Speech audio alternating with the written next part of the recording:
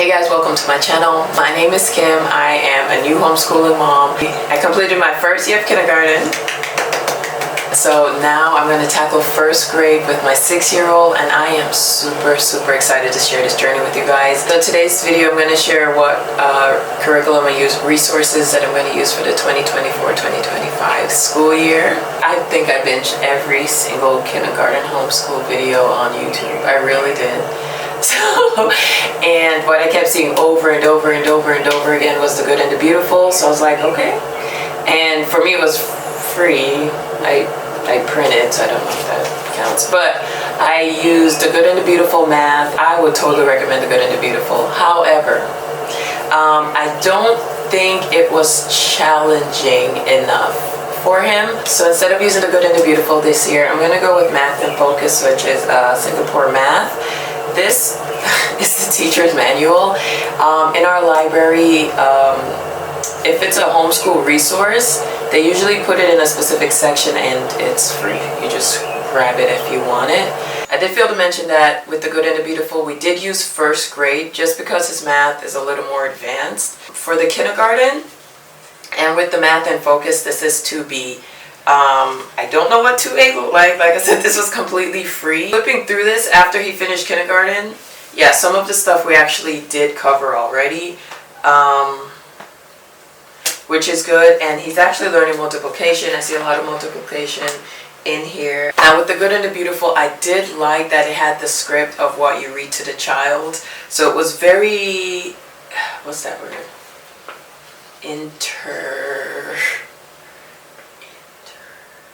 You know, I don't know the word. This is a guide for the teacher, the parent.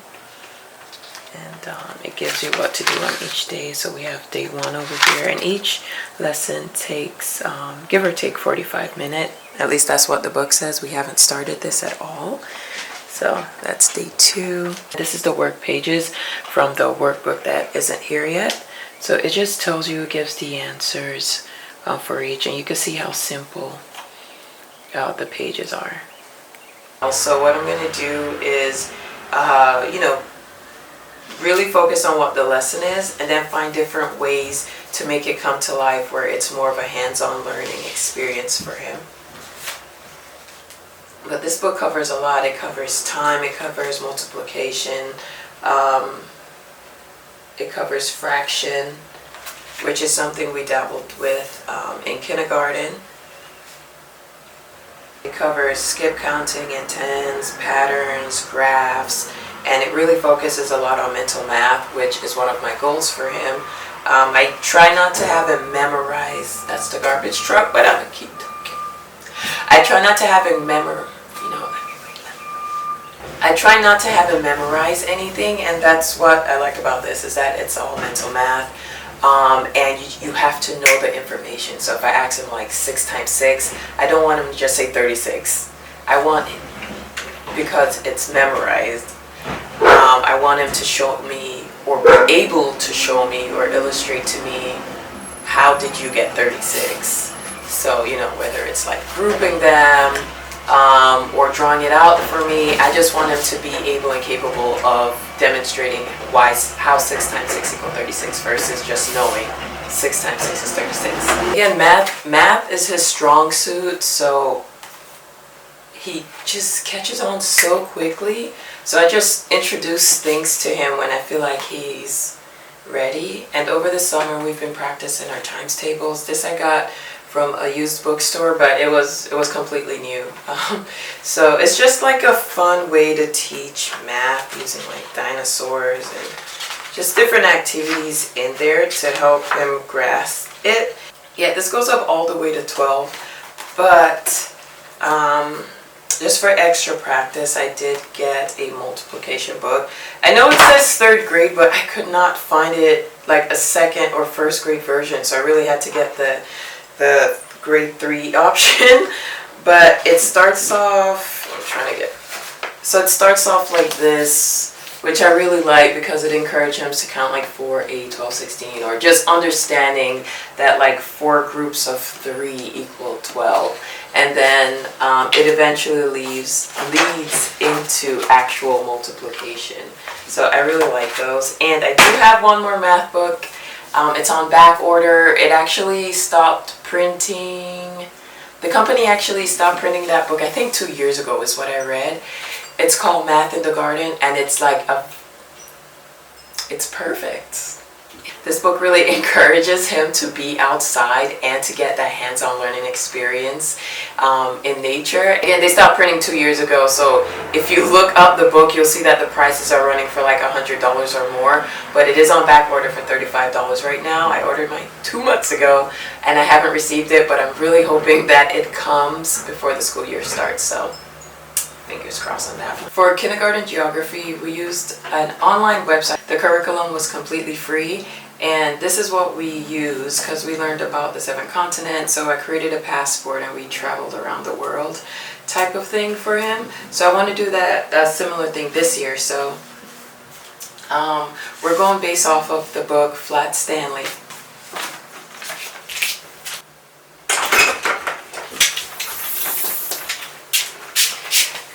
So geography this year will be based off of Flat Stanley. We already read it, but we're going to read through it again for this semester. And pretty much Flat Stanley got squished by a bulletin board, and that made it possible for him to travel with ease, and he took a trip to California. And there are different series. So I thought, how cool would it be to learn about the 50 states with our version of Flat Stanley, only it's called Flat Nat. He designed his clothes, he colored him in, and we're going to make Flat Nat a passport. We're going to do the whole thing, put a picture in, and the goal is to find like other homeschool moms or friends that live in different states in the US and just ship Stanley around, and they get to take pictures and glue them in here so that Poppy could see it, as well as write what they did with Flat Stanley or where they went or what type of food they eat, like just something popular or well known in that state. So that's geography. And while that's going on, we're going to learn about Australia. He said he wanted to focus on Australia this semester, so I'm going to do my research and create my own lesson plan unit study on Australia. So that's what we're doing for geography. I'm really excited. I'm really excited for this. So, and when the goal is to mail it to a family in a different state. They keep it for maybe like 2 weeks, and then they send it back, and in return we send a postcard from Pennsylvania because that's where we are. So hopefully we get at least, the goal is at least 20 states, because this would continue for the entire homeschool year versus just a semester. So hopefully at least 20 states. If you're interested, I'll put my email in the description box. I just thought it would be a fun little activity, but that is what we have for geography. Again, I watched so many YouTube videos, and along with the good and the beautiful, this is something that I saw that kept coming up over and over and over and over again. So I was like, let me try it out. So it's draw right now. We've been using the Storybook Characters one. I think we got to the middle of the book last year, and he was like, so why do I have to copy the words that I see and draw the pictures that they're telling me? And he was like, I just want to write my own sentences and draw my own pictures. So we did end up taking a break from draw right now, but yeah, it's been a couple of months, so I'm going to reintroduce it and just pick up where we left off, so that, yeah. And then we have spelling. This is something we started over the summer as well, just to increase his spelling knowledge. And 3 to 5 minutes a day. You do have to do it Monday through Friday if you want to keep up, just because Monday it introduces the words and he just copy and spell it out loud. Tuesday is just a short activity to familiarize him with the sounds and the letters. And then Wednesday, same thing. Filling it in sentences. Like, I love that it does that, but it comes into play in our homeschool when it's time to do independent writing. So on Fridays, it has a space in the back where you do the actual spelling test. Again, this is first grade, but we started it towards the end of kindergarten into the summer. And there's also a page in here where you record the spelling and how much they got correct. And I really like this page because this is what I would use when it's time to do his homeschool evaluation, is to take this page out and put it in his binder. Now for science, science is tricky for, well, it's not tricky at all, but for science, there's really no curriculum that we use. We use nature. Nature is free.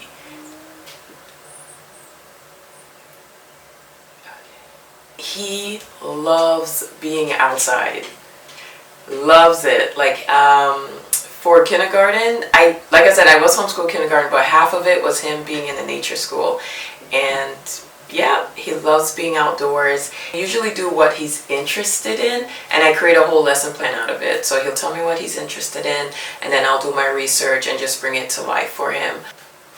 So with Discovering God's World, towards the back, I did find like a lot of nature lesson plans, like parts of plants, the frog life cycle, how things grow, and I was like, okay, this will definitely work. So yeah, and they do have like hands-on activities for them, which again I love because that's his learning language, just hands-on. So I'm really excited about this. And with reading and writing, like I said, math is his strong suit, but when it came to reading, he struggled a lot. He struggled a lot, and we started off with 100, Teach Your Child to Read in 100 Days. I know you guys know what book I'm talking about, I just don't know the exact name of the title. Teach Your Child to Read in 100 Days, or in 100 Lessons. Yeah, that book, I know it gets like a lot of great reviews. It did not work for us.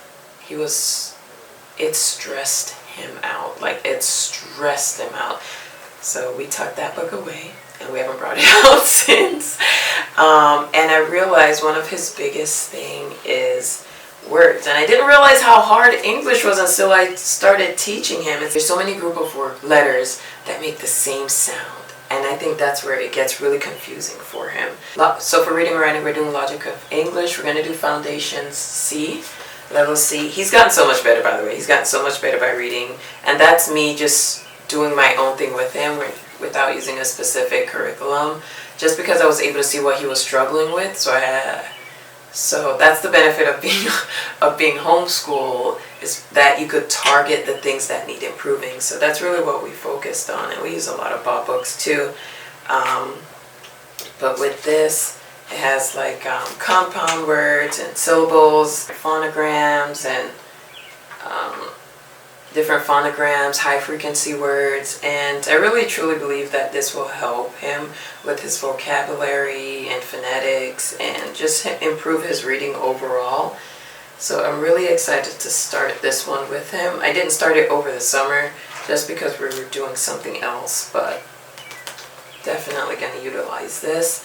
I did get the teacher's manual. It's just the electronic version, so when we're doing these lessons, I do have to have my computer out to do that. This was another book on language. Again, I focused so much on math in kindergarten that I felt like it really affected him when it came to like reading and writing and language. So I'm honing in on like a lot of reading and writing material just to make up for those kindergarten years. So again, this is similar to Foundation C, and what I really like about this is that it breaks down the word into syllables, like hippopotamus, and he's able to see how the word is separated into the different parts, which I really like. And it teaches opposites, which he's familiar with. He's familiar with opposites, but I don't know for sure if he's able to identify it when it's in words. So orally, very smart kid, but when it comes to like reading the word itself, that's where he struggles, and I really like this, especially the compound word portion, because that's something I was trying to introduce to him before we actually started this. That way he's familiar with it, and he's not overwhelmed when we start doing it. Sign language is something that we're continuing with. I was teaching him, but it wasn't consistent. Like, we did our colors and he learned his name, but it wasn't something that was consistent. So I'm going to try to be more consistent. I took sign language for about a year. She was hard of hearing. She assigned me my sign name, and I was like, oh my gosh, I feel so official. That I go by Kim. This is T for my actual name. But yeah, that's too much information for you guys, but this is my sign name. And yeah, I just want him to be able to communicate in something other than English. I can't speak Spanish. I can't learn Spanish to save my life. The other option is French, but that's probably down the road, maybe in 2 years. But sign language, I'm quite familiar with. I do need to brush up on some words though. So this is what we're going to be using. This was my husband's book from when he was a child, and so I'm just going to utilize what we have in the house. This is Reading Triumphs. This is a book that we're continuing with, actually. This was my sister's, and she's a full-grown adult now. Again, just utilizing what we have and what works. And we're midway through this book. I found that it was just easier to have a book outside of Bob's book, because I'm like, he can read the Bob books, he just reads it slowly, but I just feel like he needed something more challenging to help increase his vocabulary. I also didn't mention that with this book, they have think about it questions, and that he answers orally, and then he has write about it. So we are going to start doing these. We might not do it every time he reads, but at least once a week, just to improve his writing skills and his comprehensive skills. And just expose him to more words and different word families, which is how we got to this book in the first place. And that's it. So that's what we're using for this 2024-2025 first grade school year. I know with math, it's second and third grade level. Again, that's his realm. So I do have to put things in there that challenges him, but not overwhelm him. I am so excited to see how this year plays out, because I love, let me show you guys. I know I'm talking. You know, I know I'm talking a lot, but this is stuff that you guys are going to see in like future videos. So this is like his daily math work. So every day I give him like $1 questions, and if he get it right, I give him $1. So this was yesterday's work, was 836 minus 84, and then I go in and I show him how to see if his answer is correct. So that's what he has. And like with reading, this is the type of things I do. I do have fries that I cut out and laminated, but they're away in our homeschool bin. But these are like, this is how he learns. It's just hands-on material.